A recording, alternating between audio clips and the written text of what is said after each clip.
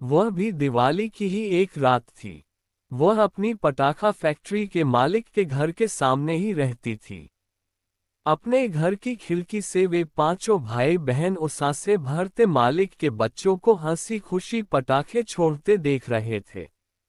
कहानी शुरू करने से पहले हमारे चैनल को प्लीज सब्सक्राइब एंड लाइक अवश्य करें ताकि हमें मोटिवेशन मिलता रहे, ताकि आप लोगों के लिए नया नया कहानी लाता रहूं। आइए कहानी शुरू करते हैं। मैं भी कमा कर दिखाऊंगी। हम भी खूब पटाखे छुड़ाएंगे। जी भरकर मिठाई खाएंगे।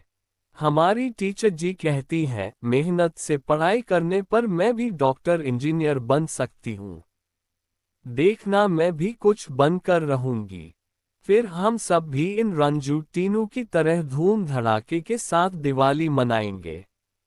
ये देखो बच्चों, ये अनार, ये दूसरा और ये तीसरा, ये और एक। शगुनी ने बिजली की गति से खूब सारे अनारों को एक के बाद एक जला दिया और उनको लगभग एक साथ एक कतार में रुपहली उजास भरी रोशनी छोड़ते देख उसका मन मयूर मानो अपूर्व आह्लाद से नाच उठा। दीदी, मुझे तो बम चाहिए। मुझे सुतली बम, मुझे खूब सारी फुलझड़ियाँ, मुझे रॉकेट और मुझे चक्री। कच्ची बस्ती के बच्चे शगुन से पटाखे मांग रहे थे और वह सबको उन्हें थमाती जा रही थी। तभी उसकी माँ ने उससे पुकारा, अरे शगुनी, अब बस भी कर। चल भीतर आ, लक्ष्मी पूजा का समय हो गया। आय माँ। और हंसती खिलखिलाती वह भीतर चली गई। अपनी पहली पहली तनख्वाह से लाई गई लक्ष्मी जी गणेश जी की चांदी की प्रतिमाओं के सामने उसके माँ बापू और 3 बहनों और भाई ने से विधिवत पूजा अर्चना की। सब ने जी भर के पटाखे जलाए और फिर रात को स्वादिष्ट पकवान और मिठाई खाए और सब सोने चले गए। शगुन ने भी अपने बिस्तर पर अपनी आंखें मूंद लीं। आज उसका उद्भ्रांत चित बैलगाम घोड़े की तरह अतीत की पगडंडी पर सर पर दौड़ लगाने लगा। जब जिंदगी एक दिशाहीन स्याह सफर से अधिक न थी। आज की सफल आईटी प्रोफेशनल शगुनी दिल्ली के पास एक गांव की पटाखा फैक्ट्री में कंगाली के अंधेरे में गुम मजदूर माता पिता की सबसे छोटी संतान थी। कुछ बरसों पहले की दिवाली की कड़वी कसैली यादें आज भी उसके मानस में मानो ज्यों की त्यों छपी हुई हैं। वह भी दिवाली की ही एक रात थी। वह अपनी पटाखा फैक्ट्री के मालिक के घर के सामने ही रहती थी। अपने घर की खिड़की से वे पांचों भाई बहन उसासे भरते मालिक के बच्चों को हंसी खुशी पटाखे छोड़ते देख रहे थे। उन्हें अपने ही बनाए पटाखों को छुड़ाते देख उसके कच्चे मन में जैसे नश्तर चलने लगे थे। उसने अपनी सबसे बड़ी बहन से कहा था, बहनी, दिन रात हार तोड़कर ये पटाखे हम बनाते हैं और हमें ही इन्हें आज के दिन भी छू नहीं सकते। ऐसा क्यों? चुप कर री सगुनी। ये ठहरे मालिक जमींदार लोग। हम तो इनके टुकड़ों पर पलते हैं री। हमारा इनका क्या मुकाबला। आज तो कह दी ये बात, खबरदार फिर कभी तेरी जुबान पर ना आए। और यह सुनकर उसका किशोर मन इस अन्याय पर चीत्कार कर उठा था। देखना, एक दिन मैं भी बहुत पैसा कमा कर दिखाऊंगी। हम भी खूब पटाखे छुड़ाएंगे। जी भरकर मिठाई खाएंगे। हमारी टीचर जी कहती हैं, मेहनत से पढ़ाई करने पर मैं भी डॉक्टर इंजीनियर बन सकती हूँ। देखना मैं भी कुछ बनकर रहूंगी।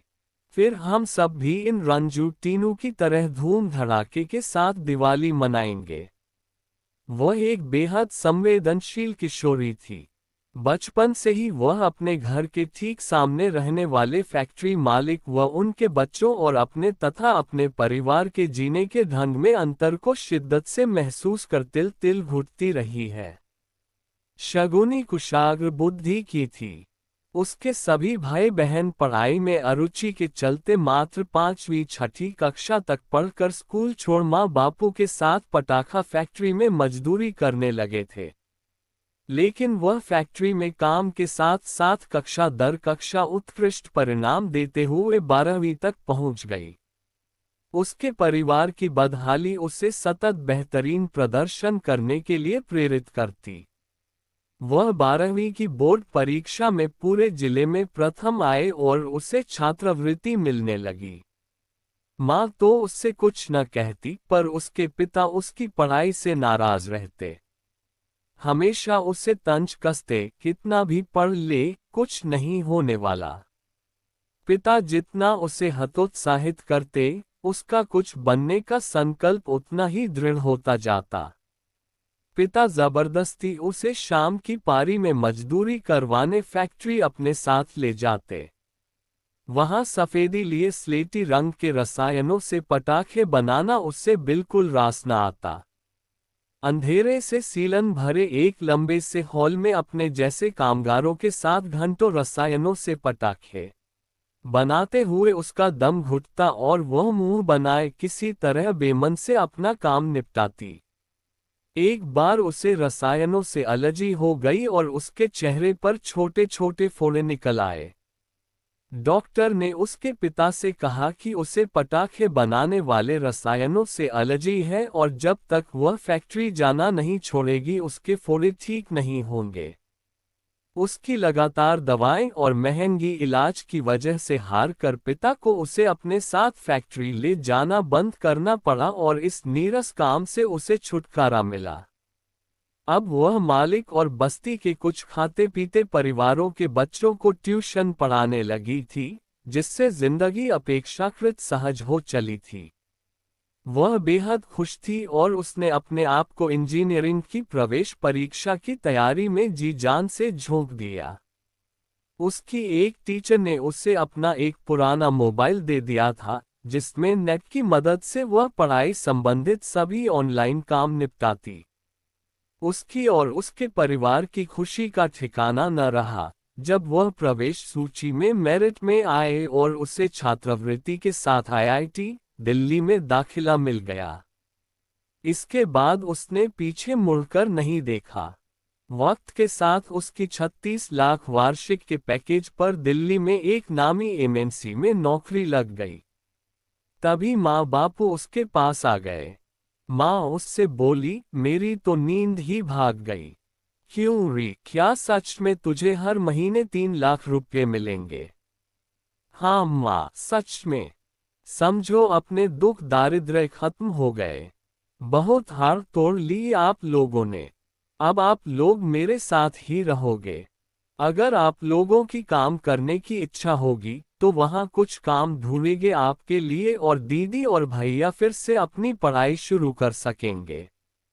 माँ बापू के चेहरों पर सुकून भरी मृदु मुस्कान का उजास खिल उठा।